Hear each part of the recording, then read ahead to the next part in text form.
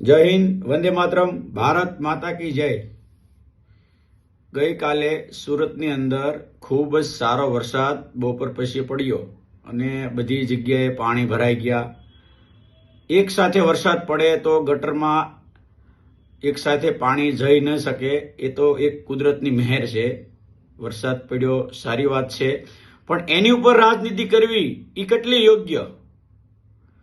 આ બાબતે લાઈવ થઈને લોકોને કે મેયરને સવાલ કરે, ધારાસભ્યને સવાલ કરે, કોર્પોરેટ સ્થાનિકોને કરવા પડે, એ બરાબર છે। પણ એક સાથે 10, 12 ઇંચ 5 ઇંચ વરસાદ પડે તો એક સાથે ગટરમાં પાણી જઈ શકે? આ જનતાને એક સવાલ છે, એનો જવાબ કોમેન્ટમાં આપજો, બરાબર। અને વાત રહી બીજી કે અમે આજે 2 મહિના પહેલા ઉમરાળા તાલુકાના અનેક ગામોમાં ખૂબ જ વરસાદ પડ્યો હતો, 12 થી 15 ઇંચ। તો ત્યાં તો ગટર નહોતી, નદીઓ હતી, તો નદીઓમાં પણ પાણી સમાણું નહીં, એટલે ગામોમાં ઘૂસી ગયું પાણી। તો આ એક કુદરતની મહેર કહેવાય, એની ઉપર રાજનીતિ ન કરવાની હોય। તો કાલે રોડ ઉપર લાઈવ થાય અને કે સવાલો કરે તો એક સાથે ગટરમાં પાણી ન જાય ભાઈ। અને વરાસાની અંદર કાંઈ પાણી ભરાણા એવા બધા જગ્યાએ મેસેજ છોડે કે ક્યાં ક્યાં પાણી ભરાણા છે, એટલે વરસાદ પડે તો પાણી ભરાવાના જ, બરાબર। સવાલ એ જ છે પાણી ભરાવાના। આજે આપણે આપણી ઘરની અંદર બાથરૂમ છે, ચોકડી છે, તો 5 લીટર 10 લીટર 25 લીટર પાણી તમે એક હારે નાખો તો ગટરમાં વયું જાય, પણ 100 લીટર પાણી એક સાથે આપણા બાથરૂમમાં નાખીએ તો ન જાય, એ બાથરૂમની બહાર જ આવવાનું। એટલે આ તો એક કુદરતની કહેર છે। વરસાદ બહુ પડે, જ્યાં પણ પડે ત્યાં કેવા હોનારત થાય છે, ત્યાં પણ નદીઓ હોય છે, તોય ગામડાઓને એ કોઈ પણ જગ્યાએ નુકસાન થતું હોય છે। 2006માં સુરતની અંદર પાણી આવ્યું ત્યારે કતારગામની અંદર, પંડોળની અંદર 2 માળ ડૂબી ગયા હતા। તો એ એક કુદરતની કહેર કહેવાય। તો આની ઉપર રાજનીતિ કરીને જનતાને ગેરમાર્ગે દોરવાની?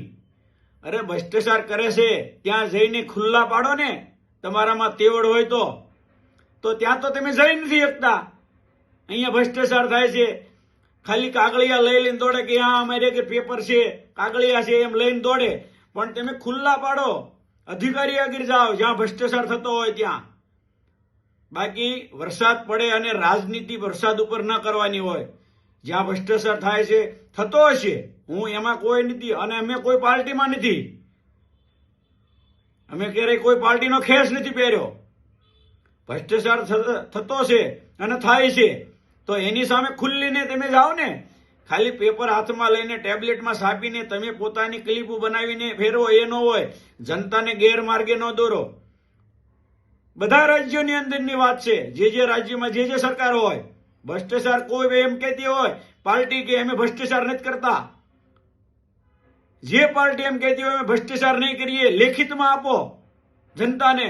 બાકી કોઈ પાર્ટી જનતાની નથી, એ ફાઇનલ છે। નાના માણસોને ધક્કા ખાવા પડે છે, પૈસા વગર કામ નથી થતા, એ બધી જ રાઈટ વાત છે, પણ અમુક જગ્યાએ ટાઈમ ન બગડે, ત્યાં પૈસા આપીને મોટા માણસો કામ કરાવી લેશે તો વાહે જનતા પીસાય છે।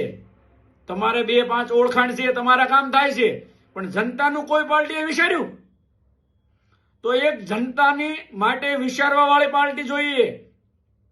આજે રાજનીતિમાં નામ થઈ જાય અને પાર્ટી ચેન્જ કરે, પાર્ટી બીજી પાર્ટીમાં વહી જાય, નથી ઓલી પાર્ટીમાં વહી જાય, નથી ઓલી પાર્ટીમાં વહી જાય, તો હું જ્યારે જે પાર્ટીમાં હોય એ પાર્ટી સારી હતી, બીજી પાર્ટીમાં જાય એટલે એ પાર્ટી ખરાબ। આ રાજનીતિ કરવા માટે તમે દેશની સેવા શું કરી શકવાના છો? એક પાર્ટીમાં રહીને દેશની સેવા કરશો તો જ આ દેશનો ઉદ્ધાર થશે, આ રાજ્યનો ઉદ્ધાર થશે। બાકી તમારી માટે, તમારા કામ માટે તમે કોઈ પણ પાર્ટીમાં ખેસ પહેરીને રાજનીતિ કરવા માંગો છો, તમે જનતાના ક્યારેય થયા નથી। તમને જનતા મત આપીને છૂટે છે અને તમે બીજી પાર્ટીમાં વહી જાઓ છો, એ રાઈટ નથી, એ જનતાને તમે દગો કર્યો કહેવાય। જય હિન્દ, વંદે માતરમ, ભારત માતા કી જય।